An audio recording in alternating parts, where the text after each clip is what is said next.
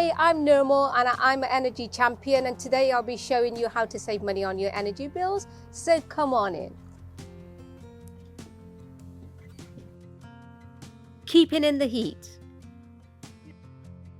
With the energy costs going up, we need to keep the warm air in and the cold air out. Even if you don't own your own house, there are simple things you can do to make sure the warm air goes where you need it.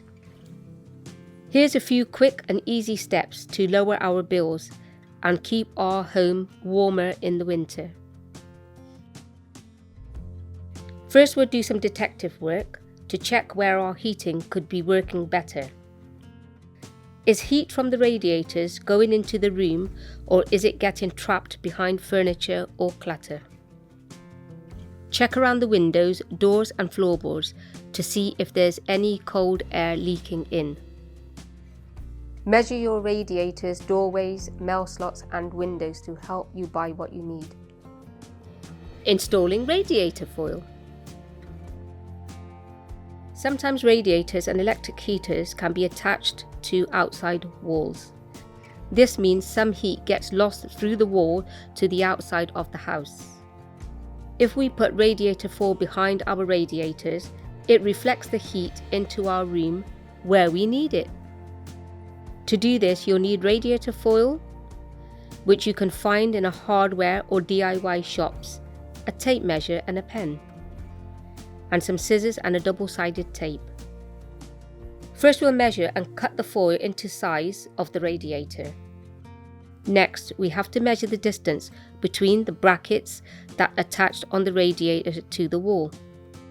We'll mark these out and cut small slits from the bottom of the foil so it can sit over the brackets. Slide the foil down behind the radiator with the shiny side facing into the room. You can use double-sided tape to fix the foil to the wall for a better fit. Keep furniture and curtains away from radiators to allow heat to spread around the room properly. If there's a room you don't use much, you can turn down the radiators and close the door to reduce heating cost. Just don't turn off the radiators completely, or the room might get damp. Keeping drafts out.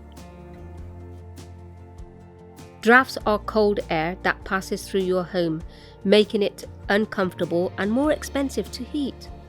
Use thick curtains over windows to keep out cold air, and keep them closed at night to keep warm in. You can hang curtains between rooms or in doorways to stop cold drafts blowing through. Rugs on hard floors can help keep your feet warm. Draft excluders are easy to make with old socks and fabric scraps and can stop cold air coming in from under doors. You can even make a draft excluder for your mail slot to keep cold air outside. Yearly checks. If you have a combi boiler, the flow temperature setting might be higher than you need. If you lower your flow temperature, it can help you save money and energy. Go to the Money Saving Boiler Challenge website to learn how.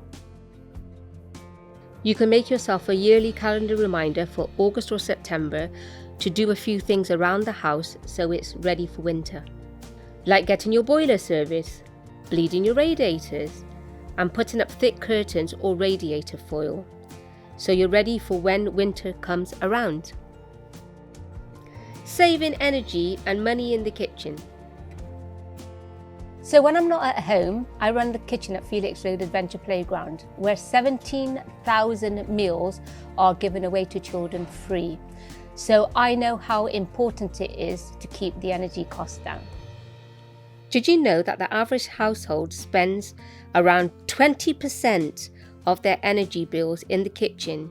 Cooking and refrigerating food and washing up after meals uses a lot of energy. Small changes to use energy more efficiently in your kitchen can add up to big savings over time. Thinking about how you use your kitchen can help you choose the right appliances. Planning out your meals a day or two ahead can help you save energy, time and money in the kitchen. Ovens use a lot of energy and money to heat up, so try and use them as efficiently as possible. Try not to check on your food too often. Instead, use a timer. Every time you open the door, you lose a quarter of the heat. Cook more than one thing at a time to use your oven more efficiently. If you batch cook your meals, you can refrigerate or freeze the leftovers for another day. If you're making small meals or reheating leftovers, microwaves, air fryers, pressure cookers and slow cookers all use less energy than the oven. When using the hob, make sure you use the right size for your pot. If you need to boil water, it's cheaper and faster to boil water in the kettle and pour into the pan. Remember to only boil what you need, whether it's a pan full or a cup of tea. Remember to cook with a lid on to keep heat in. Turning on an extractor fan also helps keep moisture, damp and mold away. Your fridge should be set at 3 to 5 degrees Celsius. You can leave a thermometer in overnight if you're not sure what temperature it is. Remember to defrost your freezer regularly to help it run more efficiently and keep your food fresher for longer. Keeping the freezer full also helps it work better.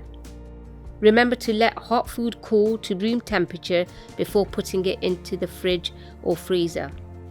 You can defrost frozen food in the fridge or on the counter so it takes less energy to reheat. Running your dishwasher when it's full helps save energy and water.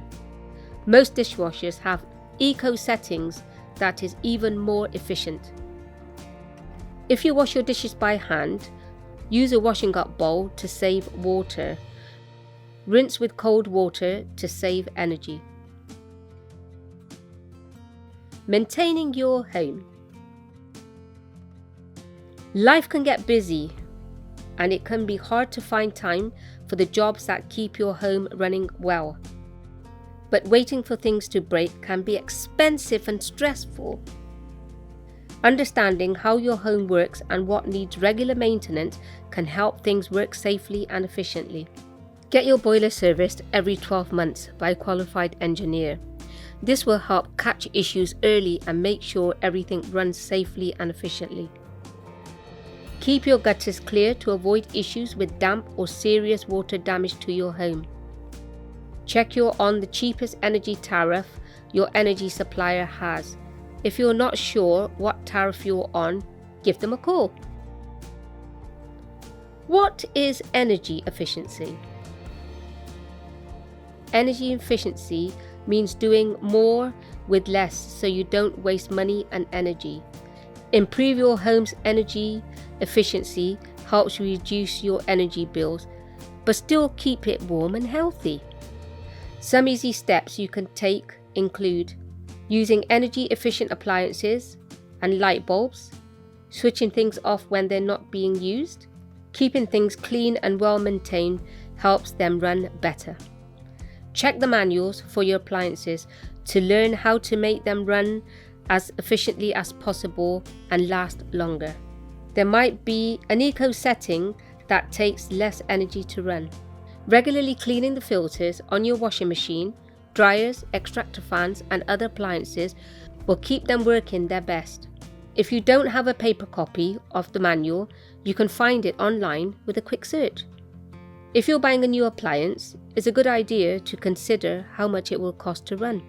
Larger appliances will use more energy and cost more to run, even if they're more efficient. So make sure you don't buy something bigger than what you need.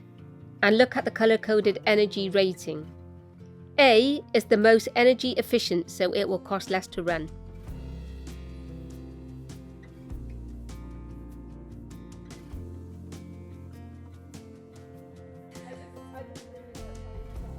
I love my kitchen, I do.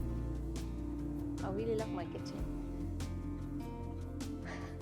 You guys are recording, isn't it? Yeah, Emily! Because you know I won't say it properly otherwise.